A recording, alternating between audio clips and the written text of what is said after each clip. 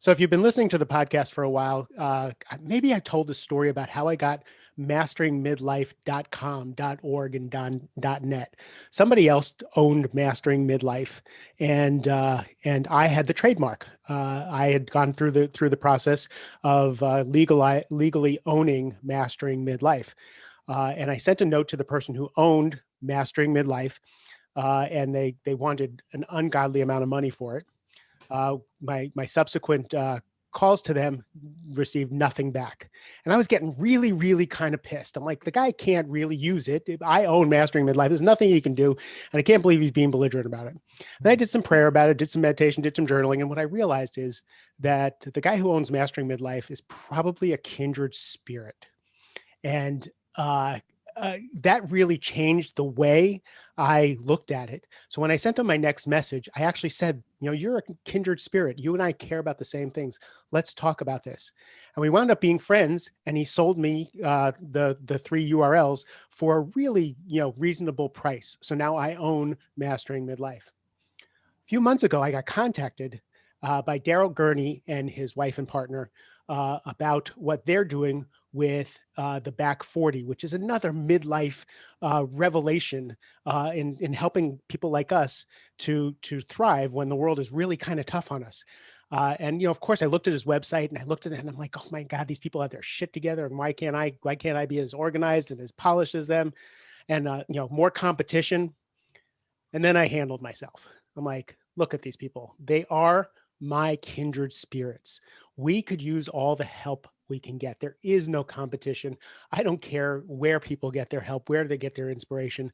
I just want all boats to rise. So Darrell Gurney, he's an ICF professional certified coach. He's a licensed spiritual counselor, which I love. He's an author. He's a speaker. His life work is focused on empowering people to live happier, fulfilling, passionate, and self-expressed lives. Does that sound fun or what? He is a founder of thecareerguy.com, which supports professional career transition and entrepreneurial and business expansion, and an MBA education programs. But also the reason that he's here is he is the author of the upcoming book, The Back 40, 7 Essential Embraces to Launch Life's Radical Second Half, And that's why I wanted him on the show.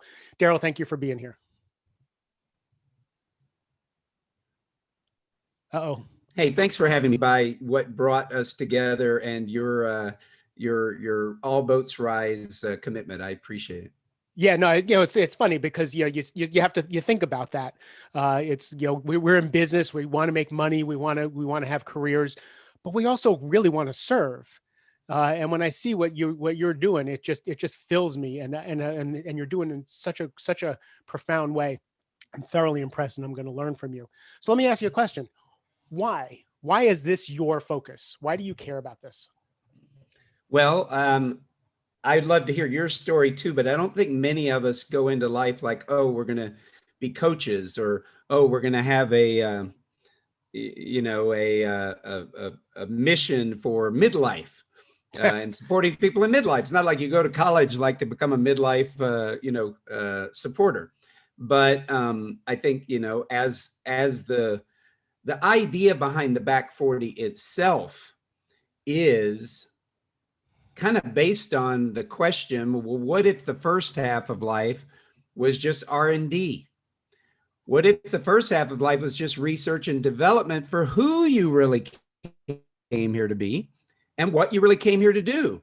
What if, everything's leading towards your greater and greater self-expression? So when you say, how did it come about? Life, I look at it now as a gift. Of course, at the time it was a bag of bricks. But it was 2002.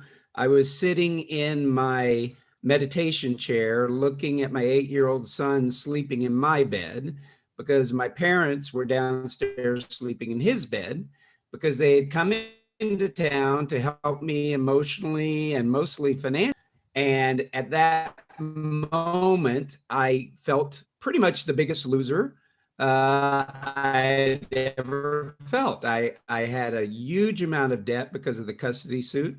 I was going through a career transition myself, actually switching from being an executive recruiter to a coach.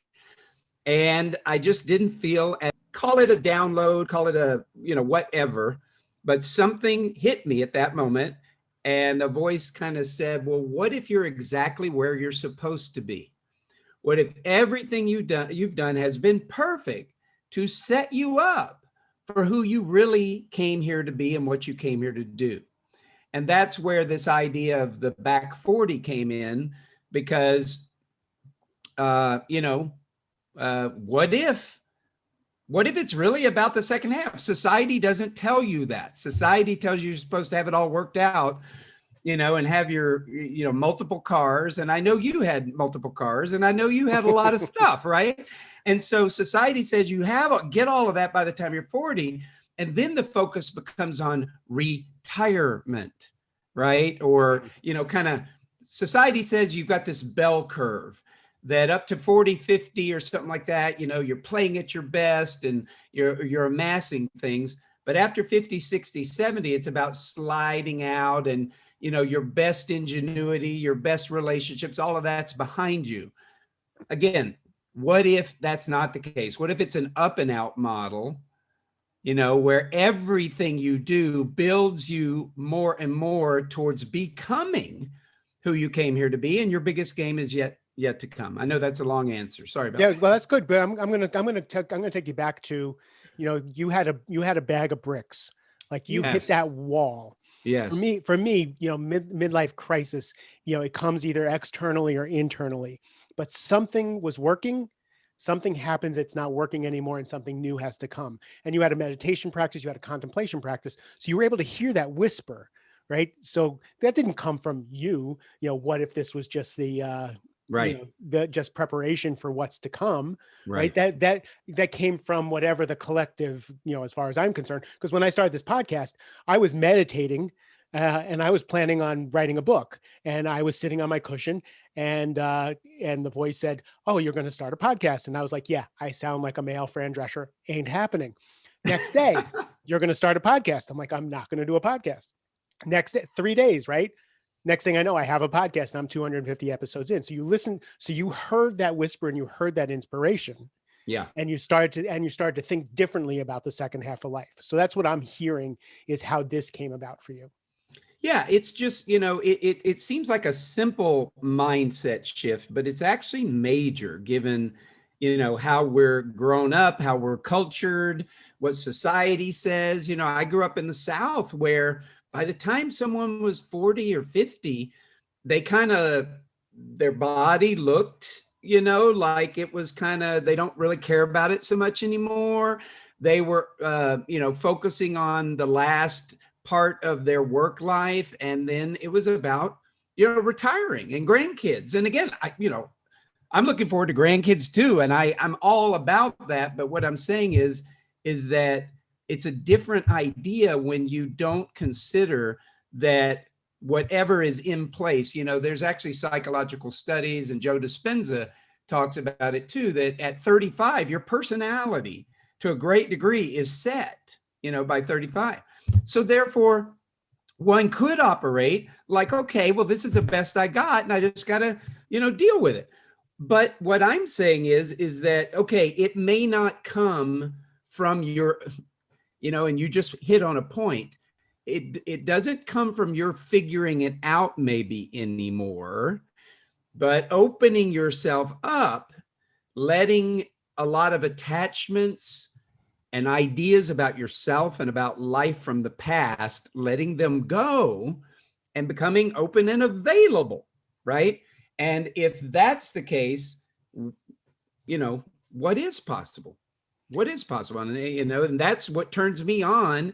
And what turns me on is to see people at 50, 55, 60, 65, 70, 80, creating whole new possibilities for themselves and others, because they didn't buy into that this is the way I am, and this is the way life is, and this is all that's possible.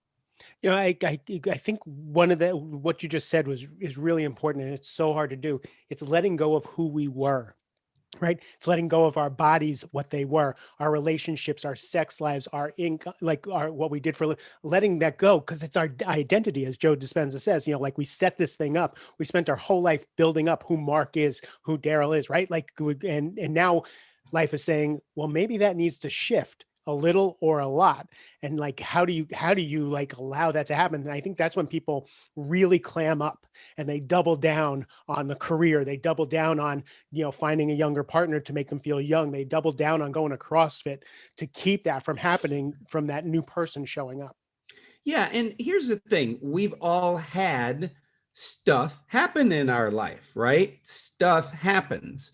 And, stuff, some of the most formative things that happened to us were in our childhood, but then we have stuff that happens in our teens and in our early 20s, 30s. The problem is that it's from that stuff that happens, the decisions that we make about what I'm capable of, what women are really like, what men are really like, what career is really like. And so, in other words, some of it's traumatic stuff too. We are coaches. We work with people who've gone through major trauma. But the point is that it's getting stuck in those decisions. There's this whole idea that as you get older, you're supposed to become wise. It's about having wisdom. The problem is that when you make all these decisions and decide what life is like and what you're capable of, and all of that, by all the stuff that happens to you, that quote wisdom becomes your prison. So it's one of the biggest things. There's 7 embraces you mentioned.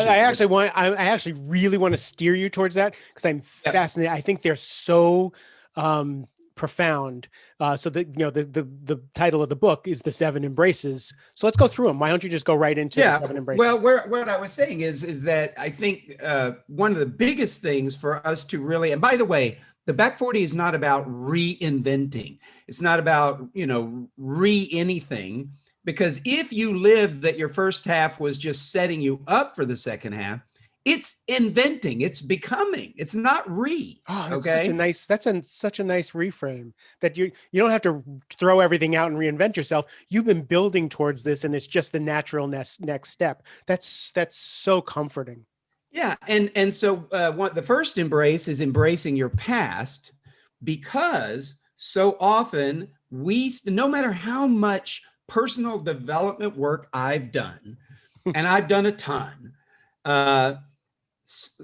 we can still have some idea that influence or that event that happened to us shaped us, and it somehow limits us.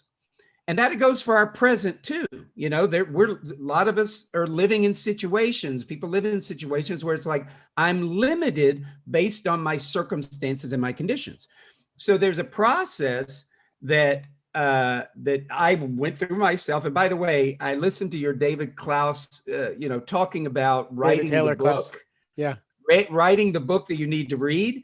So this book wrote itself through me because I needed to read it, and it's a process whereby you go through, you look at those events.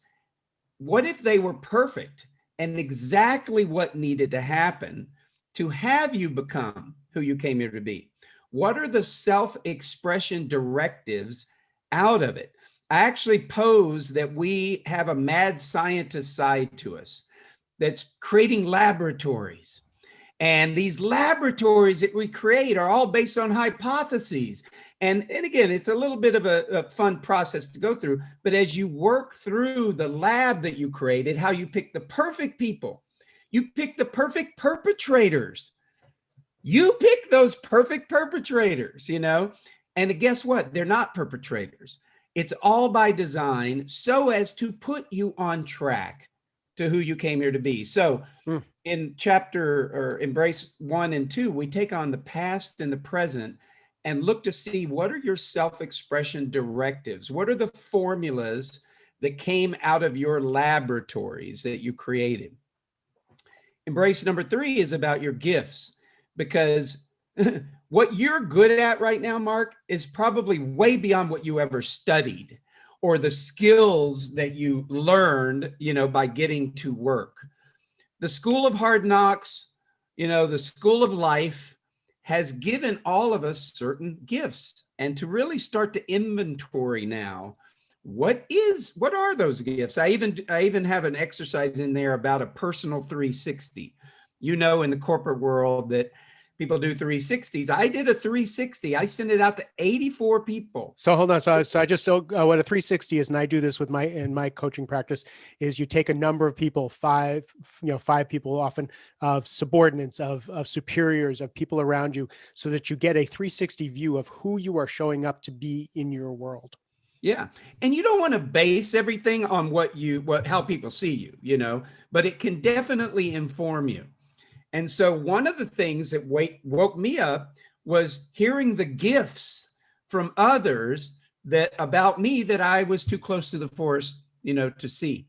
So embracing your gifts at midlife, doing an inventory, embracing your values, because your values right now, Mark, are very different than they were 10, 15, 20 years ago. And they're different than they were yesterday. Yeah, exactly. But if we don't do a current inventory, we're living on obsolete values. It's like, what's important now? And give me an example of a value. Yeah. And I'm sorry? Give me an example of a value. Well, where I really, there's certain surveys that I have in the chapter, but at the end, I even do a process like, look, if you had 3 years to live and you were going to croak, and it wasn't going to debilitate you or anything, but you were going to die in 3 years, no question. How would you start living now?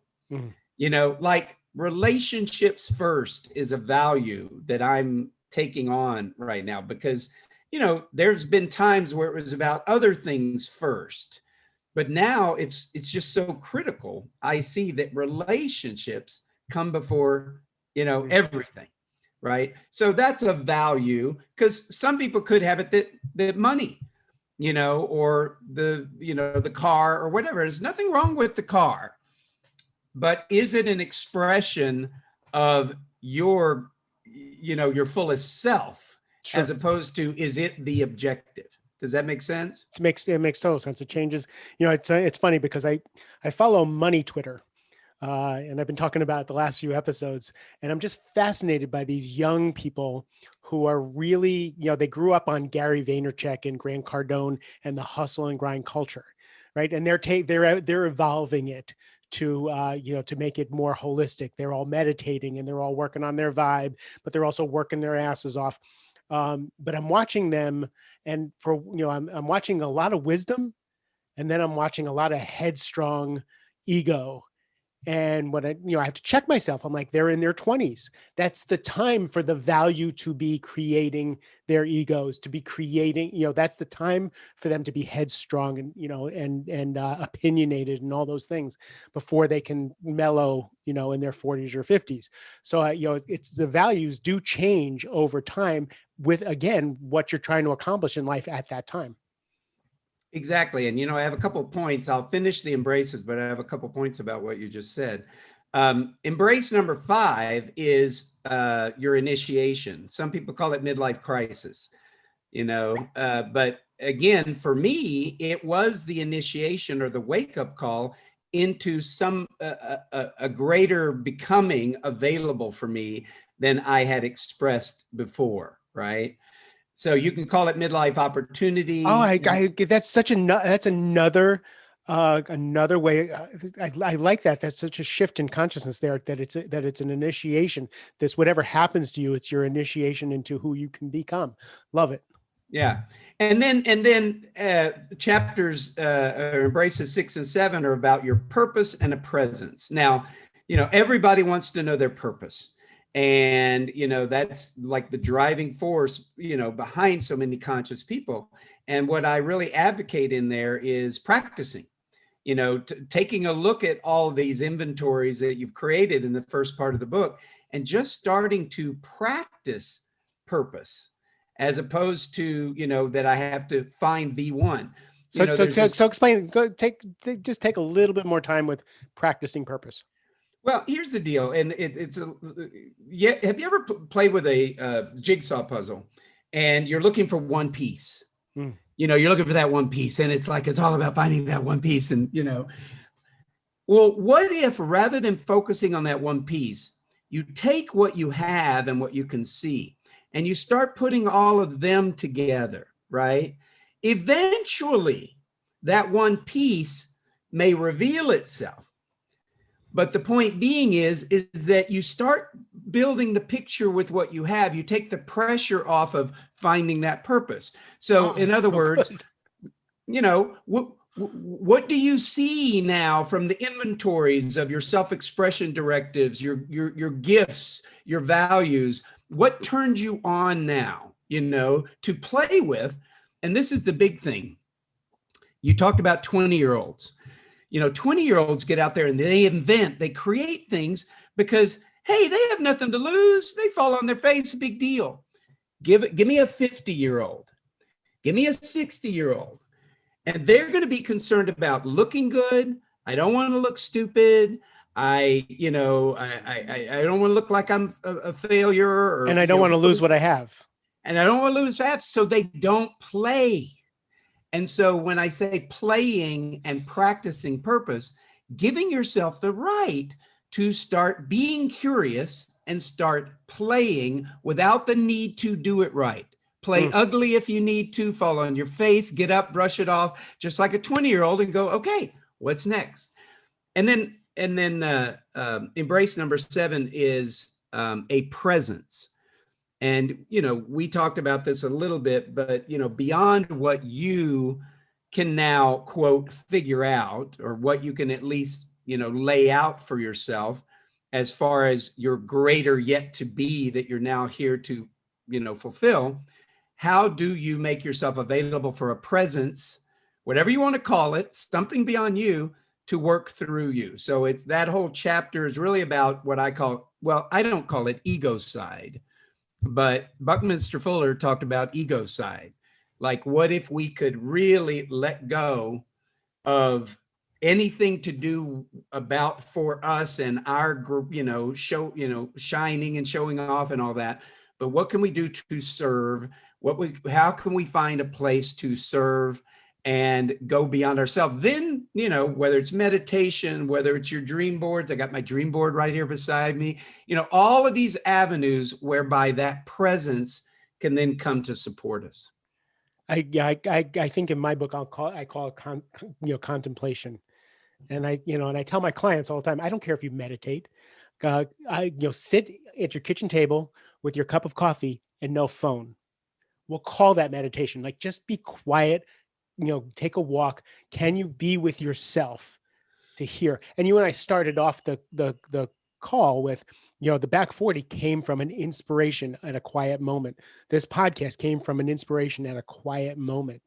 And we don't have to call it whatever. Did it come from God? Did it come from universal consciousness? Did it come from a deeper part of myself? Who cares? Got to be quiet to listen. Yeah, absolutely. I like it. This is such a needed thing. We're so busy with, in the middle of this COVID crisis, and for me, it's accelerated midlife for a lot of people. What was working is no longer working, because that's my definition of midlife, is when what was working no longer works. And with COVID and with everything that's happened in the past year or so, it's just made everything more emergent. And now people are getting more conscious of what they might want to do, how do they want to pivot, who do they want to be. It's such an opportune time. Again, as you said, oh God, I forgot what you called it, the initiation. This is an initiation into before COVID to after COVID. Yeah, and it's really what we're going to do with this time. I mean, in a way, what has happened is the world has been put on this quiet time. Like you just said, can you be quiet with yourself? But a lot of people turn to Tiger King versus, quiet time, And again, not bad that we need to have some things to entertain us. But during this time is a great time, if to look to see, as the world comes back in whatever form it's going to come back, it's not going to come back the way it was. But as the world comes back, who do I want to come back as within that world? And, this is a time where we, those of us who are blessed enough with time to put into that, there's a lot of people that don't have the time right now to put into that. And there's a lot of struggle going on. And, all we can do is try to bring ourselves up to a place where we can be of better service to everyone, Sure. So the book comes out in a few months. Yes. So what we'll do is we'll put a link to your webpage, and so people can keep a track on when it's going to be out. And I'll send a note when let me know when it comes out, and I'll send a note to my listeners. Where can people find you and find out more about you? Well, theback40.com is our website. And if they go to theback40.com/free, there's some free ebooks there. We'll be doing a 3-part masterclass probably around mid-February to the latter part of February. And if they go to Back 40 Freedom, who doesn't want Back 40 Freedom? But if you go to back40freedom.com/masterclass, they can find out about our masterclass that we'll be offering for free. And we'll put that link in the show notes, because this should air before that, so that people can get to that. That is so cool. I really appreciate your insights and your wisdom, and just your reframing so much. Like I've been studying this and working with this for so long, and I haven't heard some of the reframes that you've done, and it's really breathtaking. Well, thank you, Mark. And I just really appreciate who you are. I mean, listening to your podcast and just experiencing you have a overall huge contribution, open space, authentic spirit that you're bringing to this conversation. And I look forward to continuing to play in this conversation with you. Thank you so much. I appreciate it. And tell your wife, thank you for all the coordination and all the help that she's done. Absolutely. To everybody else, really, thank you for hanging with us. Thank you for listening to these conversations and really caring for yourself. I love you a ton. Have a great rest of the day.